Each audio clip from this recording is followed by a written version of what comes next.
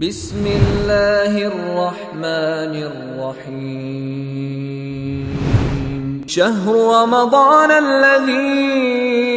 انزل فیہ القرآن ھدی للناس وبینات من الھدی والفرقان۔ اعوذ باللہ من الشیطان الرجیم، بسم اللہ الرحمن الرحیم، الحمد لأہلہ والصلاة علی اہلہا، اما بعد، عن رسول اللہ صلی اللہ علیہ وآلہ وسلم، تصدقوا علی فقرائکم ومساکینکم۔ ناظرین گرامی، السلام علیکم ورحمۃ اللہ وبرکاتہ۔ پیغمبر گرامی اسلام ماہ مبارک رمضان میں روزہ داروں اور مسلمانوں کی ذمہ داری کو بیان کرتے ہوئے ارشاد فرماتا ہے کہ تمہاری ذمہ داریوں میں سے ایک ذمہ داری یہ ہے کہ تصدقوا علی فقرائکم، ماہ مبارک رمضان میں اپنے گوش و کنار میں اطراف میں موجود فقراء اور مساکین کو نہیں بلانا، بلکہ ان کے اوپر ان کو صدقہ دینا اور ان کی ضروریات زندگی، ان کے افطاری اور ان کے سحری،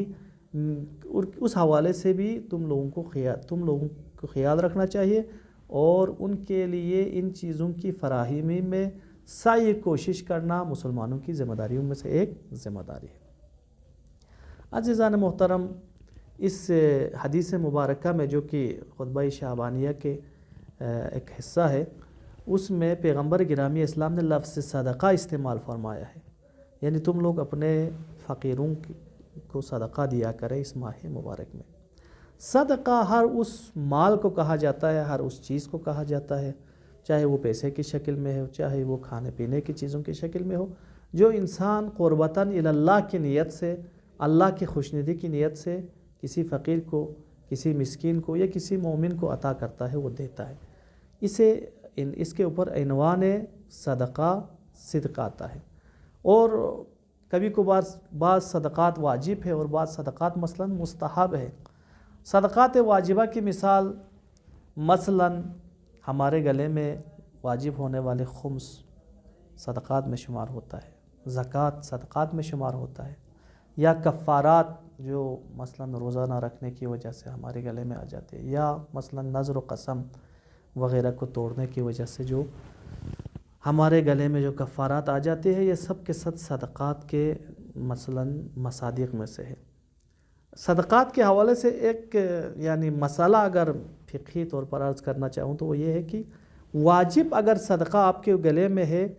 تو اگر آپ سید نہیں ہے تو غیر سادات کا صدقہ یہ واجب سادات کے لیے حرام ہے، وہ نہیں لے سکتے۔ البتہ سادات اپنے صدقات کو کسی دوسرے صدقہ یعنی سید کو وہ دے سکتے ہیں۔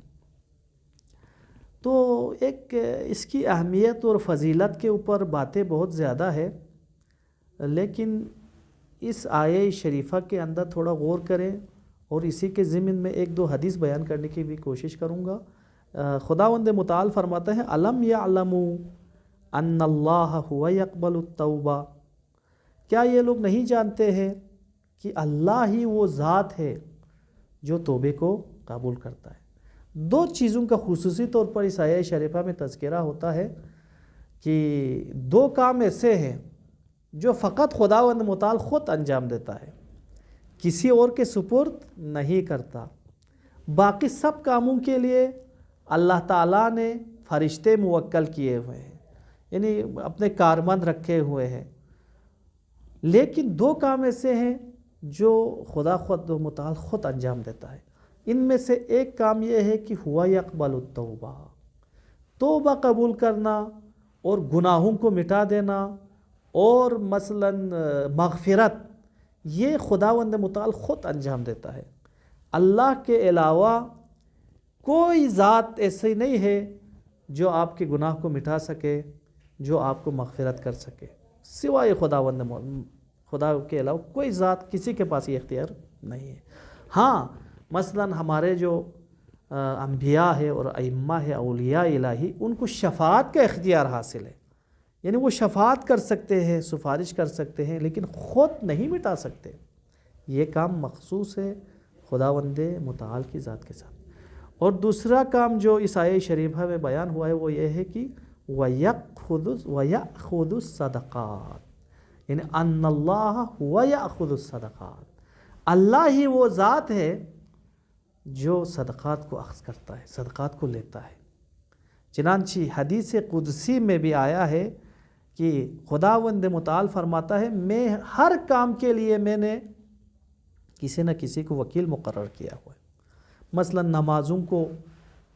لے کے جانا، ان کی قبولیت کے بارے میں وغیرہ وغیرہ حساب کتاب کرنے کے لیے خداوند متعال فرشتوں کو موکل کیا ہوا ہے، مختلف کاموں کے لیے مختلف فرشتوں کو موکل کیا ہوا ہے۔ لیکن صدقہ ایک ایسی چیز ہے جس کے بارے میں فرمایا اس کے لیے میں نے کسی کو وکیل مقرر نہیں کیا بلکہ میں خود اسے اپنے ہاتھوں میں لے لیتا ہوں۔ چنانچہ روایت میں بھی آیا ہے کہ معلّہ ابن خنیس نقل کرتا ہے کہ ایک بارانی رات میں نے دیکھا امام جعفر صادق علیہ السلام اپنے پشت پر کچھ چیز لے کر ظل بنی ساعدہ، یہ مدینہ میں ایک جگہ کا نام ہے جہاں پر اطراف کے فقراء مساکین مدینہ میں وہ جو مسافرین آتے تھے وہ وہاں رہتے تھے، اس کی طرف امام علیہ السلام تشریف لے جا رہے تھے اور وہاں صدقات وغیرہ اور ان کے لیے کھانے پینے کی چیزیں فراہم کرنے کے بعد پھر مجھے امام نے فرمایا کہ میرے والد گرامی امام محمد باقر علیہ السلام جب بھی کسی فقیر کو کچھ دیتے تھے تو اس کے ہاتھ میں دینے کے بعد واپس لیتے تھے، واپس لے کے پھر اس کو بوسا اور اس کو چومتے تھے اور اپنے آنکھوں سے لگاتے تھے اور اسے سونگھتے تھے، پھر واپس دوبارہ اسی کے ہاتھ میں دے دیتے تھے۔ اور پھر کسی نے سوال کیا مولا یہ کام آپ کیوں کرتے ہیں، اس کے ہاتھ میں دینے کے بعد واپس لینے کا کیا فلسفہ ہے؟ تو آپ فرمایا کرتے تھے چونکہ یہ صدقہ، چونکہ یہ خیرات اس فقیر کے ہاتھ میں جانے سے پہلے خدا کے ہاتھ میں چلا جاتا ہے، لہٰذا یہ صدقہ اب وہ پہلا والا صدقہ نہیں رہا بلکہ اس اللہ تعالیٰ کے ہاتھ سے یہ متبرک ہوا ہے۔ ہاتھ سے مراد یہاں پر معنوی ہے، یعنی رحمت پروردگار سے متبرک ہوا ہے، اس لیے میں تبرک کی خاطر اس چیز کو واپس لے کر اسے چومتا ہوں اور اسے سونگھتا ہوں۔ تو اس کی فضیلت اگرچہ دوسرے ایام میں بھی صدقات دینے کی فضیلت بہت زیادہ ہے، آیات میں نقل ہوا ہے کہ ایک کے بدلے میں کبھی کبھار 700 گنا زیادہ خداوند متعال، مثلا اس کو مثلا آپ 1 روپیہ دے دیں تو خدا اس کا جو ہے نا 700 گنا برابر آپ کو ثواب عطا کرتا ہے۔ تو لیکن دوسرے ایام کے علاوہ ماہ مبارک رمضان میں اس کو خصوصی اہمیت کیوں حاصل ہے؟ کیوں پیغمبر گرامی اسلام نے اس مہینے میں اس کی تاکید فرمائی؟ تو اس کی تاکید کی وجہ یہ ہے کہ روزے کا جو ہدف ہے، جس ہدف کے تحت خداوند متعال نے روزہ ہمارے اوپر فرض فرمایا ہے، اس ہدف کے ساتھ یہ صدقہ ہم آہنگ ہے۔ وہ ہدف کیا ہے؟ وہ ہدف یہ ہے کہ امام جعفر صادق علیہ السلام فرماتا ہے کہ انما فرض اللہ الصیام لیستوی الغنی والفقیر، اللہ تعالیٰ نے اپنے بندوں کے اوپر روزہ اس لیے فرض کیا تاکہ امیر اور غریب سب برابر ہو جائے، تاکہ جو امیر لوگ ہیں، جو صاحب حیثیت افراد ہیں، ان کو غریبوں کی غربت کا احساس ہو جائے، غریبوں کی بھوک و پیاس کا احساس ہو جائے، کیونکہ انسان جب تک خود بنفسہ ہی بھوک اور پیاس کو نہیں دیکھتا، دوسروں کے بھوک و پیاس کا اسے احساس نہیں ہوتا۔ تو روزے کو فرض کرنے کا ایک ہدف یہ ہے کہ امیروں کو غریبوں کا احساس ہو جائے۔ تو صدقہ دینا اور روزہ رکھنے کا ہدف دونوں کیا ہے؟ ایک جیسا ہے، ہم آہنگ ہے۔ لہٰذا اس ماہ مبارک میں صدقہ دینے کو، غریبوں کا خیال رکھنے کو خصوصی اہمیت حاصل ہے۔ دعا ہے خداوند ہمیں اس ماہ مبارک میں غریبوں کے خیال رکھنے کی توفیق عنایت فرمائے۔ والسلام علیکم ورحمۃ اللہ وبرکاتہ۔